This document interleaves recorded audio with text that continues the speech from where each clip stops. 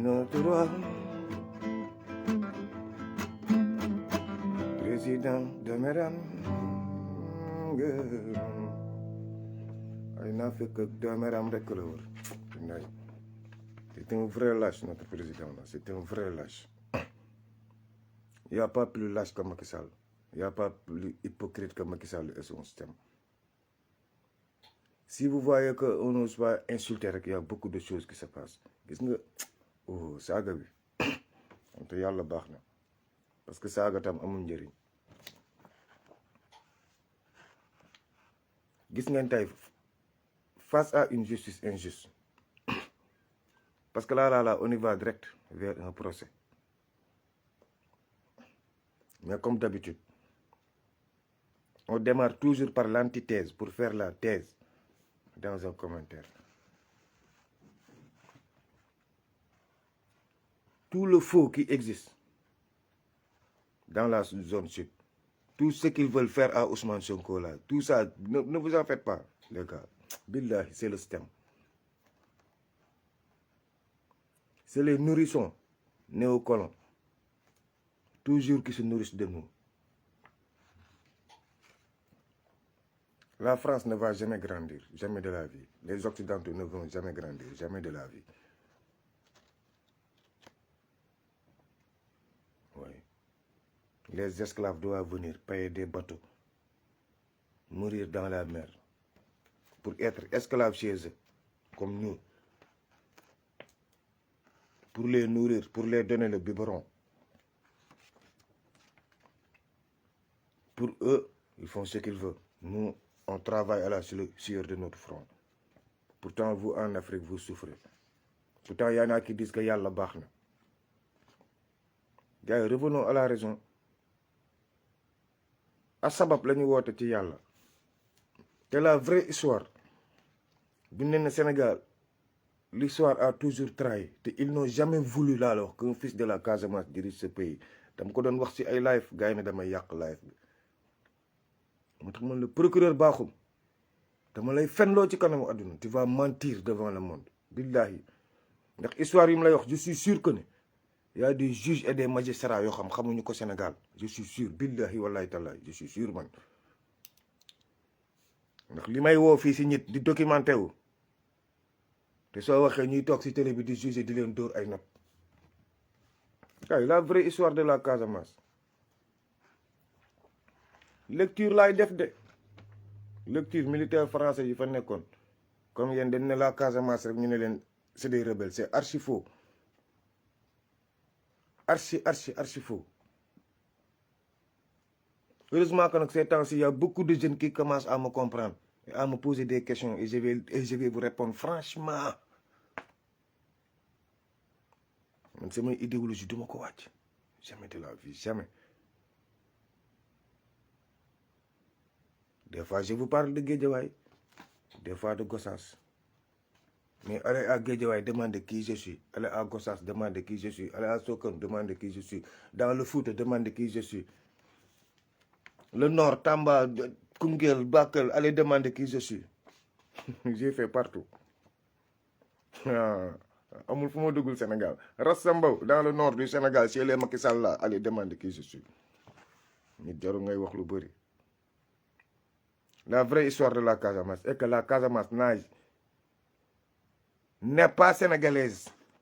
Pour ñu koy wax muy clair, la Casamance n'est pas sénégalaise. Elle n'a jamais été une région de la République du Sénégal, née en 1960. La Casamance est née avant 60, en 1645. kooku nañ ko waxte dee.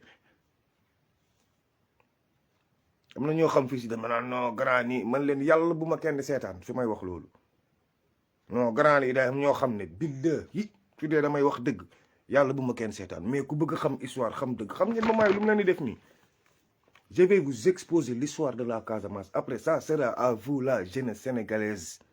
de déduire une conclusion. De conclusion, moi, de faire une refondation sociale. Mais avec ce système-là, le morcellement sera obligatoire. Avec un autre système, on peut voir d'autres perspectives. Il faut que le niveau. Réflexion de mémoire. C'est le 4 mars 1947 à Sédhiou que le mouvement MFDC, qui est fondé par Victor Simbemba Diatta, premier secrétaire général, avec des frères. Écoutez, le premier mouvement, le premier MFDC, tey laa leen di wax ñanax ñana si bokk. Ibou Diallo, Émile Badiane, Dembo Koli, Sunkaru Socé. Après Pierre-Edouard Diatta, le père de Bruno Diatta, qui était l'aide de camp de Léopold Sédar Senghor. C'était Pierre-Edouard Diatta. Pierre-Edouard. Madi Sissoko, vous le connaissez. Mbaba Girassi. Dès que vous entendez Mbaba Girassi, vous connaissez Mbaba Girassi. Adama Diallo. C'est eux qui ont fondé le mouvement MFDC bi ngeen di dégg. Waaw léegi ñu ne leen MFDC ay joolaa ko moom kañ la ko joolaa moom kañ.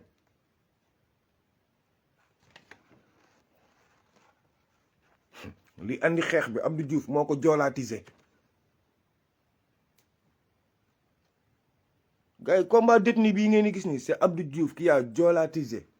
la lutte du MFDC. C'est Abdou Diouf qui a joolaatisé la Casamance. Mais non. La Casamance, elle est mixte.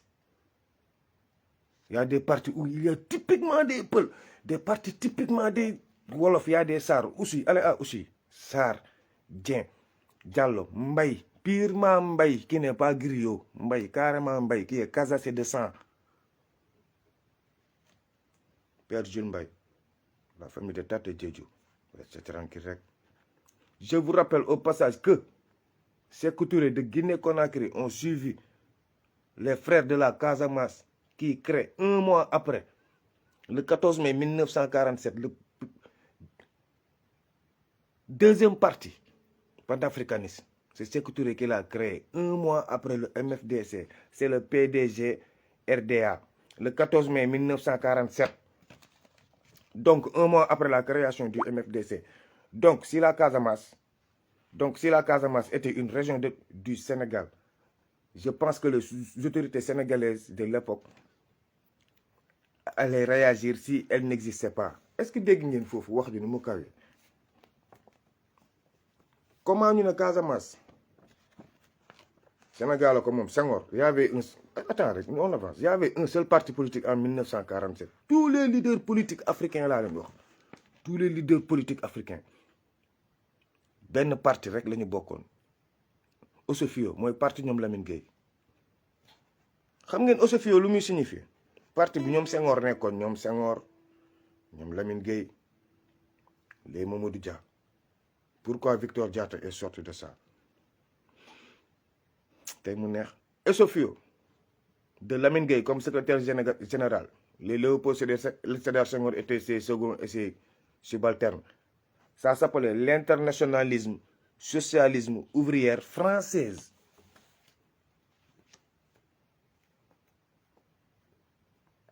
Le plus grand parti africain qui était là en 1947, qui dirigeait toute l'Afrique, c'était un parti qui était en Afrique, que défendaient des frères sénégalais, comme le président Lamine Gueye, Lamine Sekuro Gueye, comme on dit, Lamine Gueye. C'est pour ça que quand je parle de... Des fois, je les rabaisse telle sorte qu'il y a des autorités qui m'appellent pour me dire que non, ça c'est des autorités. Non, pour moi, ce n'est pas des autorités. Une autorité ne peut pas être en Afrique et puis défendre des intérêts français. Je regrette. Mon professeur, je sais que tu es un homme dans des affaires, mais je regrette. Là où je lis l'histoire, tu ne lis pas là-bas. Le temps que je prends pour comprendre l'histoire, tu ne le prends pas. Tu es là sur les télés à vagabonder intellectuellement. Vous êtes des vagabonds intellectuels pour moi. Même Ismaïla Madior Fall, c'est un grand vagabond intellectuel. Comme nous, on fut des vagabonds de la rue, les boys Guédiawaye, les boys Casamance, les Kadjik, les Djibidjor. On a foutu la merde. Mais on était des vagabonds naturels. Mais vous, vous êtes des autorités. On vous a donné des postes. Vous êtes des vagabonds intellectuels. C'est ça qui me fait mal. Maintenant, Senghor, qui s'est vu avec Esofio, dès qu'on a créé le mouvement MFDC, Senghor a trahi les autres. pour aller tendre la main à qui en 1947, Senghor est allé tendre la main à Victor Diatta, le premier secrétaire général du MFDC, pour qu'il forme un bloc. Quand Victor Diatta l'a dit non, tu faisais déjà partie du parti français qui existait ici au Sénégal. Donc on n'a pas les mêmes idéaux, ni les mêmes formes de lutte. On n'est pas pareil. Tu es déjà dans le système. Pourtant, après la guerre mondiale, attendez, les Nations Unies sont fondées en quand? 1946, non? Où étaient les Africains? Où? C'est là que Victor avait compris.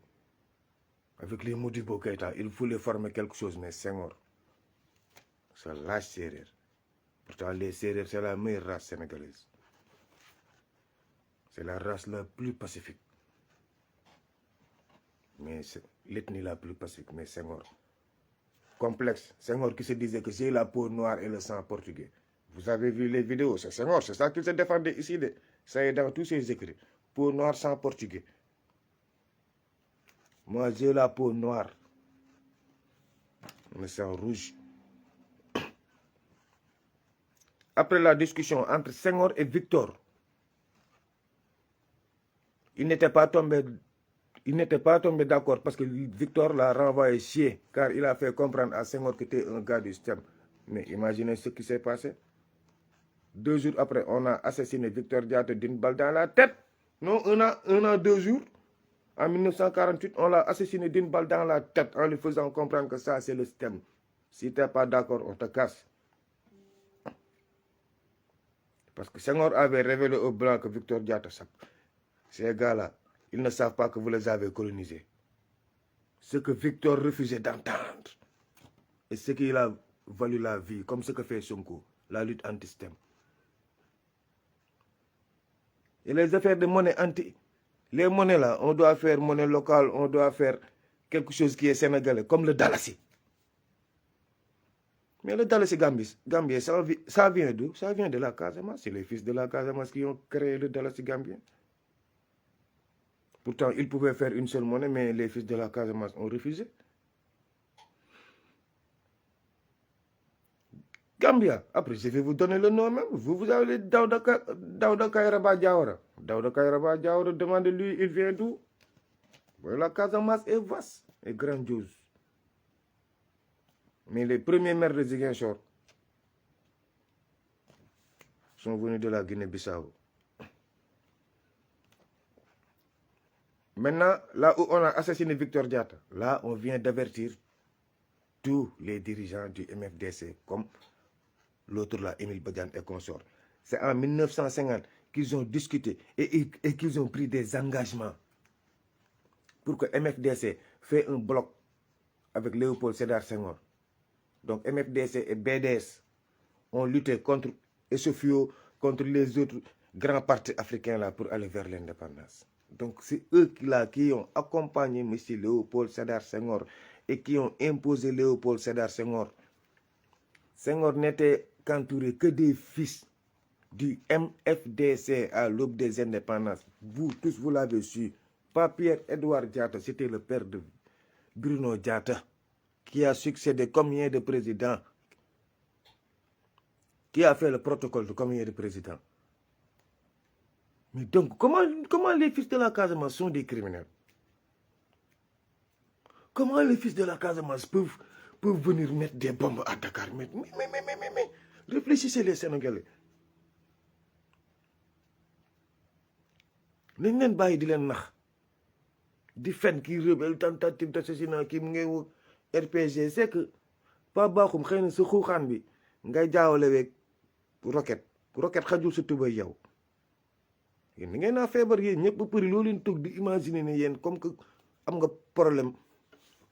quand tu marches sa loolu noonu mu ngi yëngatu rek mu ngi def nga foog ne nit ki ci waay bàyyi avancé leen waay bàyyi la ñàkk fayda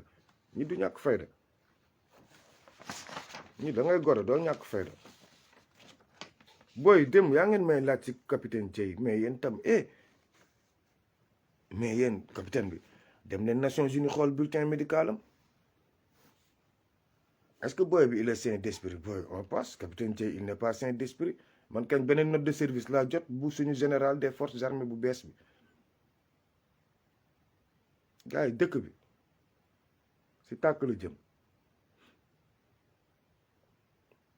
xeex leen une révolution ne se prépare jamais bés boo leen ni xeex kenn du leen ko wax barki sëñ Touba te di ngeen xeex yéen patriote di ngeen xeex te bii pas combat bi ça va dépasser les patriotes bii pas le peuple sénégalais va se battre merci beaucoup. xam nga Macky lépp ci xërëm la ko teg moo tax bëggul génn weeru koor gi te jaxasewul carte gi Macky sa ligne fil de conduite bi nga signé woon ak tubaab bi muy dénudé sëriñ si mooy lépp luy diine Sénégal nga faxas ko man balaa maa gëm ne Macky day présenté waat koor gi jeex te taalul dëkk bi wala jour laylatu xadr te rew leen laylatu xadr balaa ma ko gëm calculer le 17 kañ la laylatu xadr nañ dem c'est le seul président bu fi sañ def lii moo ko fi ñeme Abdou Diouf di jéemoon na kook Ablaye Wade biir weeru koor da goon tànc Ablaye Wade di ko dóor ay jugement boobu tribunal mu ngi nekk ginnaaw hôpital Dantec su suuf yéen ñi boy town yi xam ngeen fi may wax hôpital Dantec su suuf fële mooy fi ma jambay jaañ sàcckatu xaram dama xaramata njaay bi fenkat bi saa bu xëyee fenal Sonko te kenn du ci wax fen rek lay def sama paa boobu doomeram la foofu lu tribunal nekkoon Ablaye Wade Abdou Diouf dafa daan tànc Ablaye Wade régulièrement weeru koor ay jugement ak sëñ Moustapha Sy mi pur ak suñu baay bu baax ba Cheikh Tidiane Sy Abdou Diouf da leen doon tànc régulièrement koor mais léegi pour la ñoom ñii pour la ñoom cette loge de Malte xaw ma waaw là waaw c'est vrai c'est la loge de Malte pourquoi ñoom Sénégal dugg nañ dóor fépp affaire bi bañ léegi Sonko ñëw toog léegi comme Sonko la salafiste la maanaam ñu ngi ci diine ji moment ñu ngi ci diine ji pour calculer buñ ko dóoree laylatu xadr bu manifestation yi takkarnaasee Macky Sall billahi wax nañ leen ko billahi Macky Sall il a ramené des forces occultes dans ce pays ñu ngi wax di waxaat Macky Sall moo leen fa dugal moo dugal ay 250 mercenaires yéen patriotes yi boo leen manifesté woon ba nekk 2 millions mine du tëb bomb du tëb mais Macky Sall il est prêt à vous def lu muy def yéen it pare leen pour def li ngeen di def ku nekk jël ay responsabilités te chef d'état-major de l'armée bind na note de service bind na note boo xam booy dañu mer ba ma jot si tout ce qui est service administration tout léegi yaa xam mutuelle ak lépp tout ce que tu es tout maintenant passe par l'armée nationale d'abord maanaam dinañ ubbi lépp armée pour armée gérer contrôler lépp te ma wax leen kan mooy Mbaye Cissé Mbaye Cissé booyu Amadou Sall sa fils tam ngeen ko fils mu ne la fils Mbaye Cissé moom tey lañ jox suñu réew te Mbaye Cissé kan mooy second Mansour Faye ay gayn lañ te gayno bi yëpp Amadou Mame Diop mu ngi ci biir benn deal le 17 bi tànte la buñ jaxasee carte bi coup d'état am ma ñëwaat de Macky Sall éventualité yëpp la teg mais billahi wallahi tallahi Mbaye Cissé Cheikh Wade mooy sa baay man nit ñi boo yàgg nañu wax ci Cheikh Wade ma ne leen boo xamul nit di nga wax ci moom lu nekk mos naa fi remercier Cheikh Wade gars yi laa fi yëpp mbëkk ma ndax boobu dama yëg lu ñu yëgul lu mu bañ loo xam Mbaye Cissé da ko nangu tey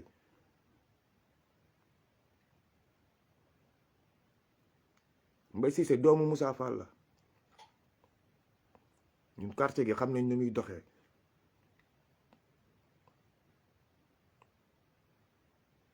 au pire des cas famille Macky bokkatuñ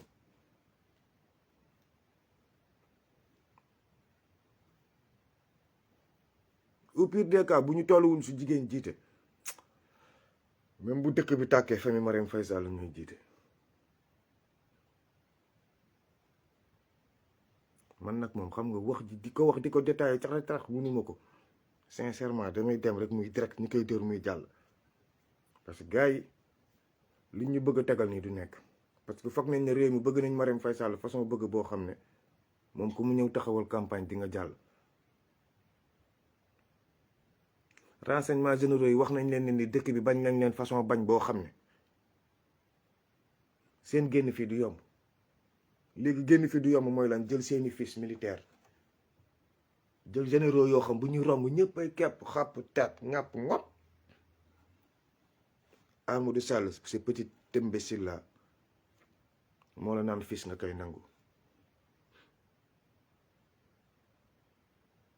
Marième Faye Sall cette femme de mœurs légères là moo lay yóbbuloo tey ay mambay ñaa procès yow ngay diggaate pour tey armée nationale génn ngeen solu waa bi pour bokk ci délai pour couvrir dëkk bi quoi yow Mbaye Cissé yéen soldat rang yi yéen laay waxal yéen militaire de rang yi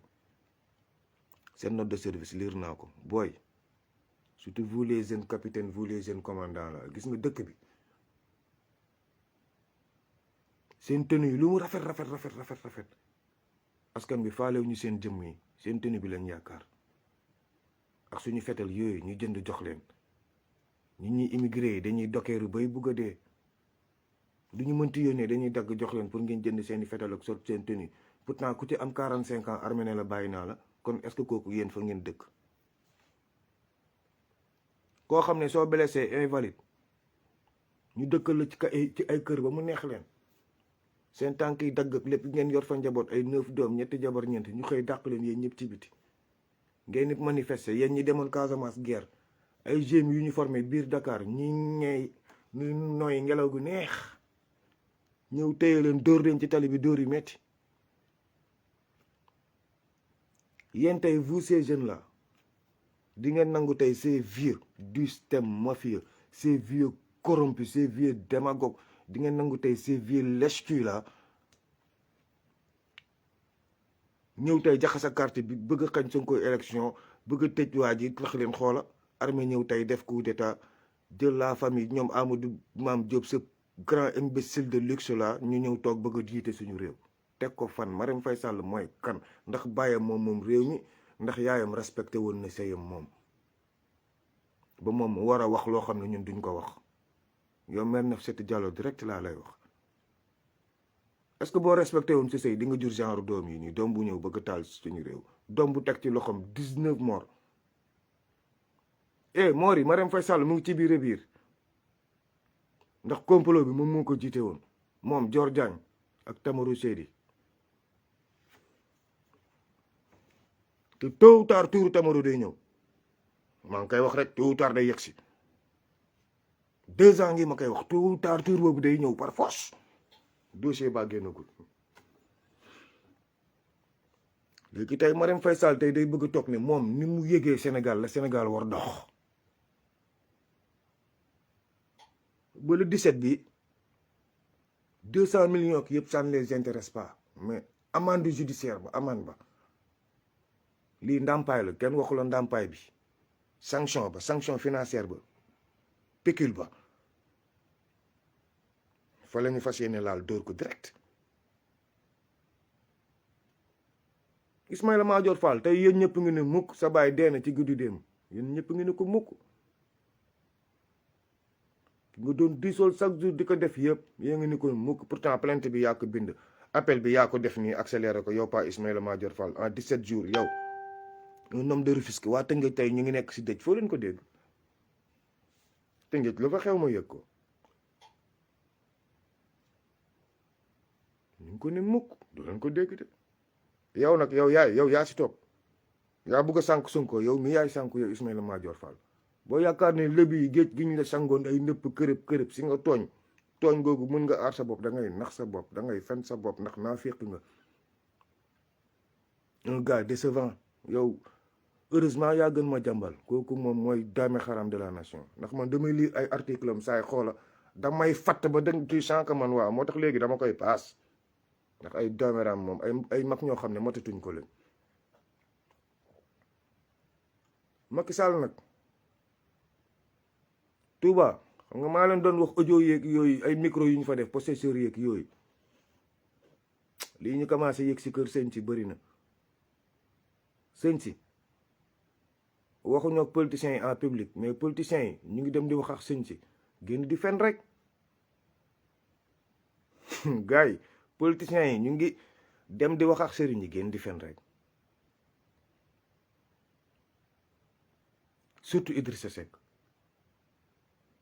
surtout Idrissa Seck te nee na weeru koor la nekk moo tax du conférence de presse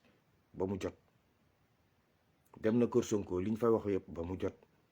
ñu ngi si yoon bi rek temp wan la ak gis nga guerre bi moment bi wan la ndax di ngeen xeex par force booy mu leen ni neex mu ngeen naqari foog ngeen xeex. Macky Sall xeex la leen jëmee sinon mu sacrifier Ousmane Sonko te doo leen si mun leen kon foog ngeen xeex. Mame Mbaye Niang sañta bañ lañ ko tegal ndax bu juboon bu mën a bañ daa am loo xóor yu bëri yu ñu def ci suuf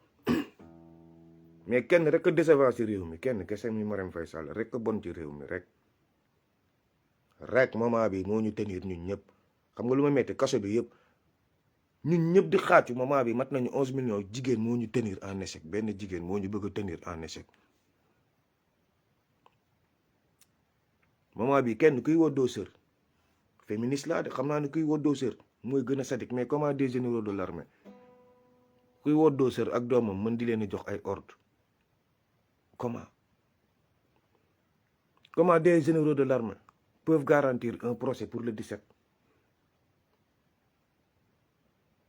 ba xam ko fi manifester bu Moussa Fall naan ko ay noo génnal rek def ay tour maanaam kii nappaate quoi génne armée bi wërantu pour ñu dem procès waa léegi ça va servir à quoi si le peuple dit non da ngeen di tirer sur le peuple vous les jeunes prenez vos responsabilités de wax doy na borom xel léegi di dugg ci biir détails yi yooyu jaratu ko wax doy na borom xel wax doy na borom xel barki sëñ Bamba maa ngi wax rek te Sénégal gaa ngi naan Macky ak ay xërëmam xërëm yi booy 17 dëgg suukar koy génne gars yi dañuy wax rek ku nekk na joxe 17 dëgg suukar ngeen dem xeexi bàyyi leen ragal ku nekk na joxe 17 dëgg suukar dem xeexi da ngay ñibbisi 17 dëgg suukar set yi rek ngay def lakkat jàkkum kii moom dof bi du ma wax si moom capitaine Dieye moom mënu ma wax si moom si Moustapha Diakhaté laay tëjee moom démb enseignant yi la song te foofu si man la laal foofu moom enseignant yi ak Casamance ku fa laal moom foog ma réagir ndax ñaar ñooñu maa ko moom foofu dem ko maîtriser foofu kenn du fa laal Moustapha Diakhaté xam nga lu ko topp ni maslaak Sonko bëgg na maslaak Sonko mu tëkko jaar na fu nekk pour Sonko recevoir ko mu tëkko fu ne jaar na fa pour Sonko recevoir ko mu tëkko fu ne du ma wax ci kan ak kan ndax combat bi tolluwul foofu am na yeneen ministres yoo xam Moustapha Diakhaté sax dafa jaar ci ñoom expliquer leen ay affaire ci Sonko pourtant ci toogee ci télé bi di saaga Sonko démb may wax Dame Mbodj la attaqué man moo tax Sénégal yéen jeunes yi boo leen naan nañu manifester yéen ñëpp réer xamu leen fu ngeen di dem déedéet gars yi am ngeen fu ngeen di dem boo leen di manifester am ngeen ñoo leen di éliminer boo leen di manifester am ngeen ñoo xam ne balaa sa yéen seen deret di tuur ñoom tuur leen seen deret moment bi combinaison lañ def armée police Cheikh Yàgg Moussa Fall Mbaye Cissé Marème Faye Sall Amadou Sall fu Macky Sall nekk fan la Macky Sall nekk fan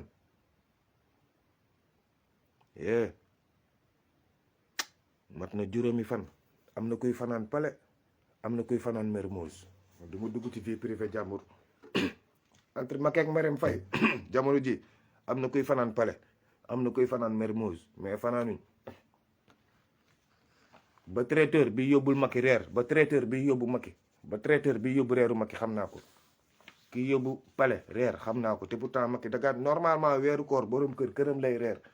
kon mënul fan yi yëpp mu nekk palais mënul nekk yaa problème de man dama yaakaar ne Macky ak Marème Macky ak Marème yaa problème de Macky ak Marème yaa sérieux problème waaye xam nga rek vie privée la li ma leen wax rek c'est le procès de la honte ba pare nag armée nationale commencé nañu waat bi ñoo ne bërki dee ma laa leen ko wax noo di ngeen jot information yi hommes yi commencé nañ duggaat militaires yi commencé nañ duggaat Casamance nee nañ dañuy xeexi te bërki démb laa leen ko wax bërki démb 2 jours tey commencé nañ nii ñu ngi duggaat ci àll bi waaye bii paa di ngeen doyal su mu leen ne di ngeen doyal rek di ngeen doyal ñun fu ñuy financé ak fu ñuy def suñu alal xam nañ ko di ngeen doyal suñu leen ne di ngeen doyal rek di ngeen doyal Fall parce que 5 mois ngi may wut seen carte aw ma ko pourtant sama carte beneen parti bi MFDC maa ngeex moom kon tam ku nekk des fois rek day am xeex bi fi muy toll da ngay defan li nga gëm comme ñoom bañuñu si pour rey ñëpp képp ku dëkk Casamance bañuñu pour rey la xamuñu ko sant Mbay xamuñu ko sant Seen dañ lay rey rek jël taf dara na jaata rey Badji si man j'ai vu ça gars yi j'ai fréquenté ces trucs diñ lay éliminer sax fekk nga sant Seen dañoo juum gars yi wutal la léegi këyit def si jaata système moo graaw yàllaa ngi suñu kanam bii pas par force Macky li nga yaakaar ne liñ la defaraloon nañ defal Sonko c'est archi faux archi faux janvier bi dugg ngeen vidéo yóbbu RTS ak yëpp ne jël ngeen fépp c'est archi faux benn base rek ngeen jël te base boobu pour cueillir zircon dem dugal fa ay tubaab ñuy jël zircon bi ngeen def loolu lañ def biir Casamance bant yi dem leen Gambie xool ndax bant yi arrêté na billahi wallahi talaahi léegi armée nationale si boppam ay auto armée si boppam la ñuy def bois yu ñuy coupé ci àll bi di ko dugal Gambie ci société bi waxut xam nga ay camion civil la woon léegi camion armée koy def kon ñoom lu ñu doon xeex ils se battaient pourquoi dinaa si ñëw si page bu large dinaa ñëw ci rapport DIRPA bu tàng jëpp après nag armée lu leen neex def ma lu ma leen wax rek mënu leen maa delloo Sénégal temps yi maa ngi si loo xam du ma toog ci live di ko wax mais ñoom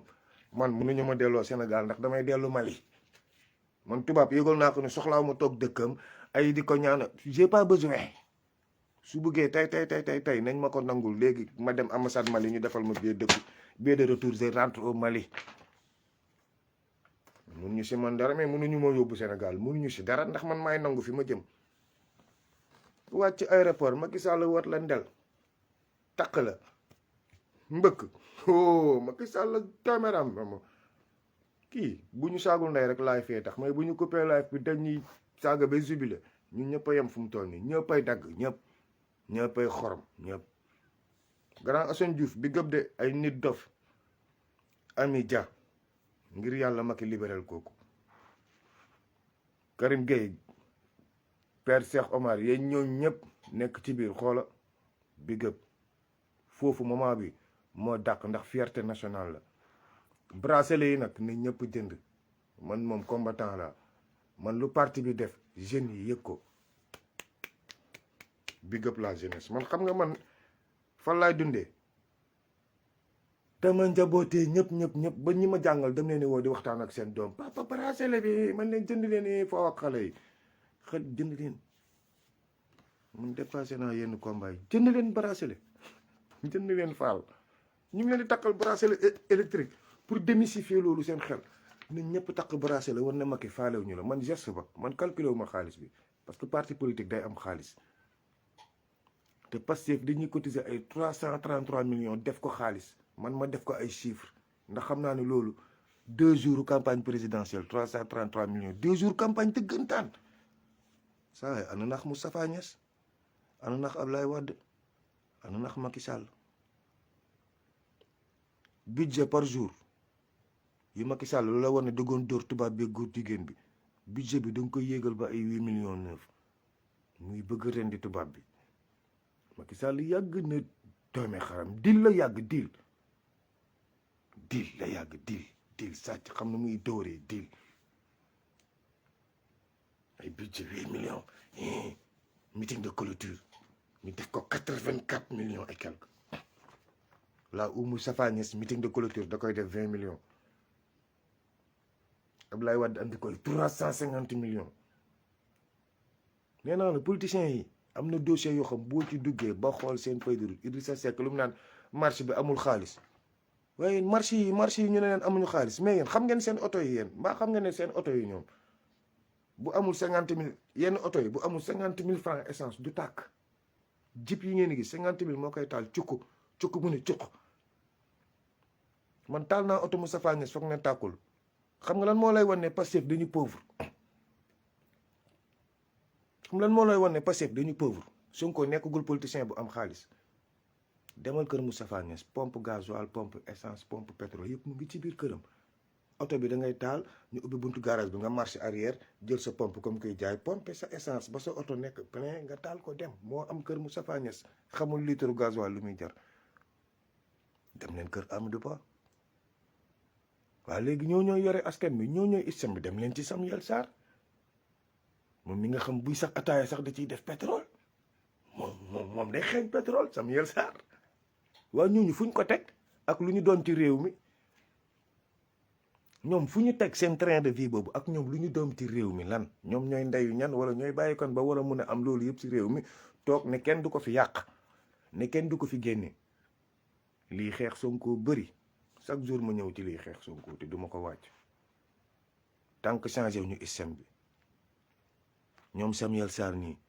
dem fekk ñi ñuy liggéeyal bitim réew toj seen lu bon ñoom moment bi ñoom ñoo pare pour bu fi Sonko toogee nar leen yàqal ñu dugal fi ngandam réseau djihadiste te loolu lu leer laa leen wax dof bu waxee doo ko tontu dof mais li muy wax boo ko xamee yor këyit yi xam ñaata leen ci jàppagum da nga naan tekkati na ko danga dof yoroo moo leen teel a capitaine Dieye li muy wax ñoo ko gën a xam mais moom xam nga fu mu doonee naa féq xam na identité gars yi xam na ku fi dugal gars yi xam na ban moment lañ fi dugg na leen ko wax capitaine booy président nga bëggoon nekk moo la tax si mission tenue waxal lan moo tax nekkoo président ak nga génnee li la médecin yi bindal ba munoo nekk président armée am na loo xam ne bu la ko xasee bindal yàqu nga foo mënti dem rek sa bopp bi dafa xaw a am problème mooy waaw ay garab ngay mottalikoo kenn du wax lépp ndax capitaine Dieye il dépasse les bornes day wax ba mu neex ko non wérul waaw wérul mais lenn li mu wax su suuf noonu nag loolu dugg na fi bu yàgg te 250 personnes lañ te 250 yooyu Alassane Ouattara yokk na ci nay leer de Mbaye Cissé pare na te Mbaye Cissé nag jàpp leen ci alerte ci gendarme yu ndaw yeeg militaires yu ndaw yi bu ñu dox ba sacrifier population bi sinon dëkk bi deret day bëri je vous avertis sinon dëkk bi deret day bëri te dina am coup d'état sur coup d'état jërëjëf les patriotes coup d'état sur coup d'état li ñu bëgg ñoom bés bu anto booy yi duñ ko nangu jeunesse bi boo leen teelee jóg Macky Sall tëb boo leen teelul jóg mu sacrifier Sonko te du tëb Macky ñëpp a ngi naan sañu ko mais une fois que mu sacrifier Sonko ngeen ni muut jël amende yi ba 25 000 wala 75 000 wala 200 000 francs li mu war a fay ndàmpaay réew mi bés bu fa yeggee ba pare na leen noo léegi wàññi nañu peine bi tëj nañ ko 1 mois prison ak amende bi buñ ko cafee mu yéeg ngeen ne kenn tëju ko léegi wàññi nañ peine bi ñaw yàq nañ waa ji déggu leen ma de ñi xam droit ngir yàlla rek wax leen fan moo gën gaaw pour yàq waa ji 2 mois yi duñ ko laalaat ndax xam ne ni 2 mois yi boo ko laalee mën na andi crise cardiaque Macky possibilité yëpp lay teg ñëpp a ngi naan réew mi day tàkk day xeex possibilité yëpp la gars yi di teg dafay am A B C D ku nekk sa possibilité bu bii rëccee bii la bu bii naree taal réew mi bii la bu bii sëriñ si naree wax bii la bu bii naree wax nii la te démb moom si boppam woo na sëñ Modou Kara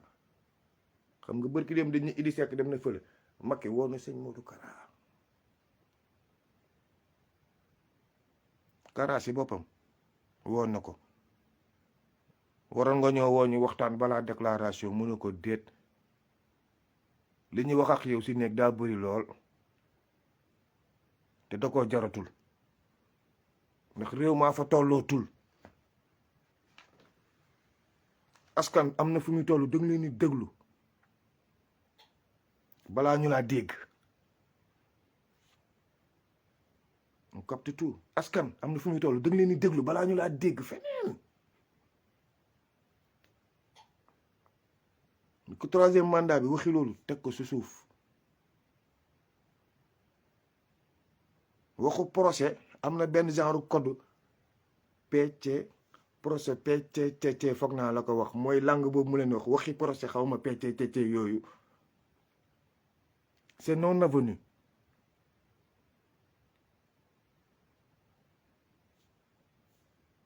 yéen it murit pare leen de xam nga sëñ Modou Kara taxaw na wax ma ki dëgg mu leer naa ñi mu jeex ñoom tam duñ ko rusa song pour wan leen ne ñii ay jaam lañ pourtant yéen ñu doon compte tey ñun ñooy bokkandoo xeex par force di ngeen xeex yéen taalibe jàkkaraay laay waxal pare leen di ngeen xeex par force ndax commissaire Cheikh Yàgg commencé na cofaat comme dossier case bi dossier base yi commencé na ko cofaat xamu leen sax liy daw si réew mi nañ leen dem am na xeex bi fu muy toll ñëppay jëmb sewaat par force dinañ ñëw àndandoo par force xeexandoo dëmm xaraamata njaay bi par force muy Macky Sall ak njabootam te moment bi Marème Faye Sall tant que éliminé wuñu ko duñu nekk ci jàmm